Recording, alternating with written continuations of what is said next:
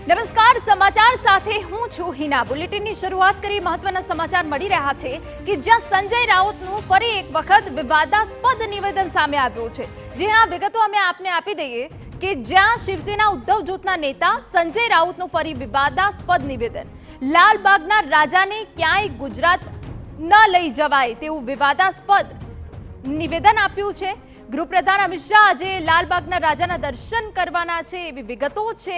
અમિત શાહની મહારાષ્ટ્ર મુલાકાત પર સંજય રાઉતનું આ નિવેદન છે। અમિત શાહે હંમેશા મહારાષ્ટ્રને કમજોર કરવાનું કામ કર્યું। શાહ અને મોદી મુંબઈના ઉદ્યોગ પડાવી ગુજરાત લઈ ગયા હોવાના આક્ષેપ કર્યા। લાલબાગના રાજા મુંબઈની શાન છે એટલે તેના પર નજર છે। લોકોને ડર છે કે લાલબાગ રાજાનો ઉત્સવ ગુજરાત નહીં લઈ જાય ને આ લોકો કંઈ પણ કરી શકે છે તેવું વિવાદિત નિવેદન આપ્યું છે।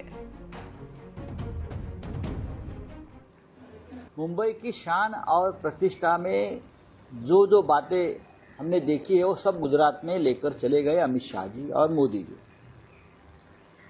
उद्योग, व्यापार, संस्थाएं जैसे इंटरनेशनल फाइनेंस सेंटर हो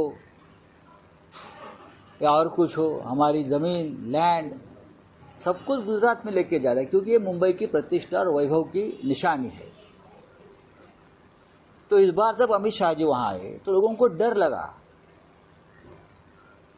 कि क्या ये हमारा लालबाग का राजा का भी उत्सव, लालबाग के राजा गुजरात पे तो नहीं लेके जाएंगे, ये कुछ भी कर सकते हैं।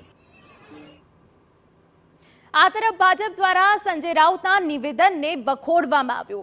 ભાજપ નેતા આશીષ શેલારે સ્પષ્ટતા કરતા જણાવ્યું કે અમિત શાહ કેન્દ્રીય મંત્રી કે ભાજપના રાષ્ટ્રીય અધ્યક્ષ બન્યા તે પહેલાથી જ લાલબાગના રાજાના દર્શને આવતા રહ્યા છે અને એટલે સંજય રાઉતનું આ નિવેદન ખૂબ જ હાસ્યાસ્પદ છે। તો સંજય રાઉતનું આ વિવાદિત નિવેદન કે જેમાં ભાજપે વળતો પ્રહાર પણ કર્યો છે અને આ નિવેદનને હાસ્યાસ્પદ ગણાવ્યું છે।